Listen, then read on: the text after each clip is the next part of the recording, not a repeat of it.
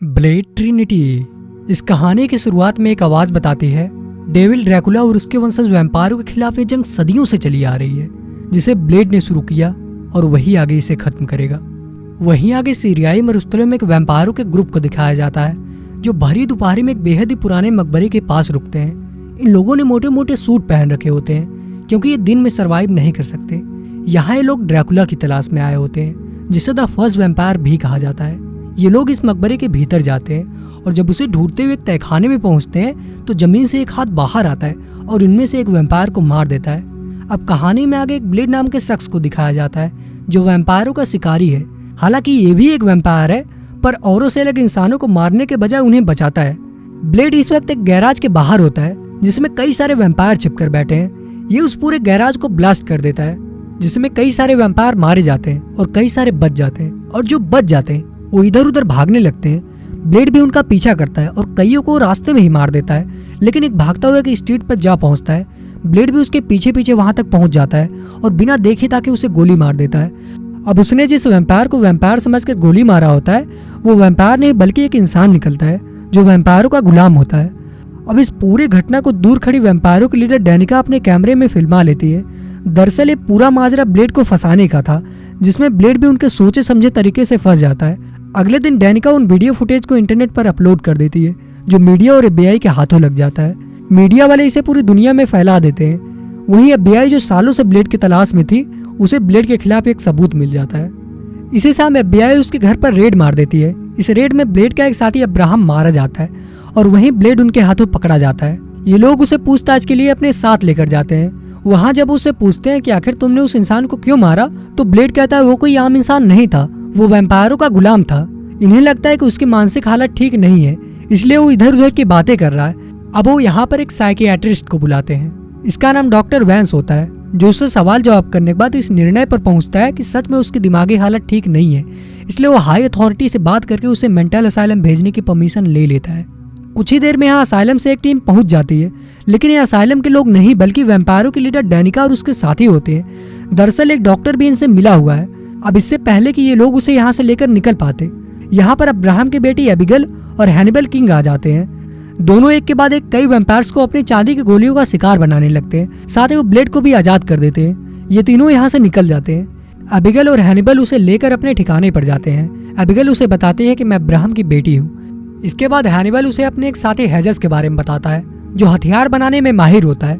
दूसरी सोमरफील्ड जो biomedical science में, इसने एक ऐसा बायो वेपन बनाया होता है जिससे एक बार में ही सभी वैम्पायर्स का खात्मा किया जा सकता है, लेकिन इसके लिए इन्हें ड्रैकुला के ब्लड की जरूरत होती है। दरअसल उसने जिस वायरस को विकसित किया होता है उसे एक्टिवेट करने के लिए एक ऐसे वैम्पायर की ब्लड की जरूरत होती है जो बेहद ही पावरफुल हो, जिससे इस वायरस की शक्ति इतनी बढ़ाई जा सके कि ये एक ही बार में सभी वैम्पायर्स को खत्म कर दे। वहीं हेजस उसे अपने एक से एक ताकतवर हथियार दिखाता है। इसके बाद ये सभी ब्लेड से पूछते हैं क्या तुम हमारे साथ लड़ने के लिए तैयार हो। ब्लेड भी मान जाता है क्योंकि उसका भी एक ही मकसद होता है, वैम्पायरों का अंत। इसके अगले दिन ब्लेड एबिगेल और हैनिबल को लेकर वैम्पायरों के कई गुलामों को पकड़ता है ताकि उनके जरिए डैनिका का पता लगा सके, लेकिन उनमें से कोई भी उन्हें डैनिका का पता नहीं बता पाता। इसलिए आखिर में वो डॉक्टर वैंस के पास जाते हैं। यहाँ जब उसके ऑफिस में देखते हैं तो वो मरा हुआ होता है, उसकी जगह उसके रूप में कोई और होता है। ये तुरंत समझ जाते हैं कि ये ड्रैक है, यानी कि ड्रैकुला। दरअसल ड्रैक के भीतर ऐसी पावर्स होती हैं कि वो किसी का भी रूप ले सकता है। अब इससे पहले कि ये संभल पाते, ड्रैक हैनिबल को घायल करके यहाँ से भागने लगता है। ब्लड भी उसका पीछा करता है। ड्रैक गली और चौराहों को पार करता हुआ एक बिल्डिंग में पहुंच जाता है और वहां से एक लेडी के न्यूबॉर्न चाइल्ड को उठा लेता है। उसे लेकर वो बिल्डिंग के छत पर चला जाता है। ब्लड भी उसका पीछा करते करते उस तक पहुंच जाता है। ब्लड उसे देखकर हैरान होता है कि वो धूप में भी ठीक ठाक रह ले रहा है। ब्लड उससे सवाल करता है तुम धूप में कैसे रह लेते हो। यहाँ में पता चलता है कि ड्रैक को जगाने का सभी वैम्पायर्स का बस यही एक मकसद है कि उसके जरिए वो भी कुछ ऐसी पावर्स पा ले कि दिन में सरवाइव कर सके। ड्रैक उस बच्चे को वहीं रखकर भाग जाता है। दूसरी तरफ एबिगेल और हैनिबल को दिखाया जाता है। एबिगेल घायल हैनिबल को लेकर घर जाती है। यहाँ सोमरफील्ड उसका इलाज करती है। कुछ ही देर में यहाँ ब्लेड भी आ जाता है। सोमरफील्ड इन सभी को बताती है कि उसने वैम्पायरों के ठिकाने का पता निकाल लिया है। इसका पता चलते ही ब्लेड और एबिगेल वहाँ के लिए निकल जाते हैं। हैनिबल घायल होता है, इसलिए वो यहीं पर रुकता है। वहां पहुंचकर देखते हैं कि वही ऑफिसर जिसने कुछ दिनों पहले ब्लेड को अरेस्ट किया था एक वैम्पायर लेडी के साथ कुछ बातें कर रहा है। वो अचानक से इन्हें देखकर डर जाता है। एबिगेल उस वैम्पायर लेडी को वही मौके पर ही मार देती है। वहीं उस ऑफिसर से पता चलता है कि वैम्पायर्स ने शहर में जगह जगह ब्लड फार्म्स का एक नेटवर्क बना रखा है ताकि उन्हें इस समय या फ्यूचर में ब्लड की कमी ना हो।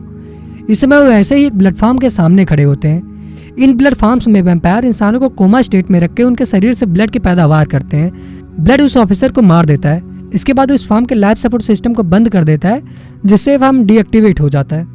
दूसरी तरफ ड्रैक को दिखाया जाता है जो इनके ठिकाने पर जाकर उस लेडी सोमरफील्ड और हेजेस को मार देता है। साथ ही वो सोमरफील्ड की बेटी और हनीबल को अपने साथ ले जाता है।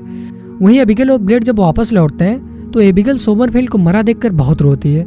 कुछ समय बाद इनके पास एक आदमी आता है जिसके पास सोमरफील्ड का एक वीडियो मैसेज होता है। इस मैसेज में सोमरफील्ड बताती है कि उसने उस वायरस डे स्टार का फार्मूला तैयार कर लिया है, जिसकी मदद से वो एक झटके में सभी वैम्पायर्स को जेनेटिक लेवल पर खत्म कर सकते हैं। इस आदमी ने उस वायरस को एक ऐसे ट्यूब में भर दिया होता है जिसकी मदद से ये उसे बंदूक या तीर कमान से भी शूट कर सकते हैं। इसके बाद ये दोनों अपनी पूरी तैयारी के साथ उस तरफ निकल पड़ते हैं। वहीं दूसरी तरफ हैनिबल को दिखाया जाता है जिससे ब्लेड की जानकारी निकलवाने के लिए वैम्पायरों के लीडर डैनिका और उसके लोग उसे टॉर्चर कर रहे होते हैं, लेकिन इतने टॉर्चर के बावजूद भी वो उन्हें कुछ नहीं बताता। जल्दी ब्लेड और एबिगेल यहाँ पर पहुंच जाते हैं। सबसे पहले दोनों सिल्वर के गैस पंप को इनके एयर कंडीशनर सिस्टम में छोड़ देते हैं, जिससे सभी वैम्पायर्स कमजोर पड़ जाते हैं। इसके बाद दोनों हैनिबल को छुड़ाते हैं। एबिगेल हैनिबल से सोमरफील्ड की बेटी के बारे में पूछती है। वो बताता है वो ड्रैक के पास है। एबिगेल उसे ढूंढते हुए उस तक पहुंच जाती है। यहाँ ड्रैक नहीं होता। वहीं ब्लड ड्रैक को ढूंढता हुआ उस तक पहुंच जाता है और अब इन दोनों के बीच एक जबरदस्त फाइट होती है। दोनों एक दूसरे को बराबर की टक्कर देते हैं। लड़ते लड़ते ड्रैक अपने ड्रैकुला वाले रूप में आ जाता है और इस रूप में आते ही उसकी ताकत पहले से बढ़ जाती है। वो ब्लेड पर भारी पड़ने लगता है। इसी समय एबिगेल यहाँ आकर उस वायरस वाले तीर से ड्रैकुला को शूट करती है, लेकिन उसे लगने से पहले ड्रैकुला उसे पकड़ लेता है और इस बात से अनजान कि यही उसकी मौत की वजह बन सकता है, उसे नीचे फेंक देता है। इस मौके का फायदा उठाकर ब्लेड उस तीर को ड्रैक के सीने में घोंप देता है, जिससे एक केमिकल रिएक्शन शुरू होता है और वो मरने लगता है।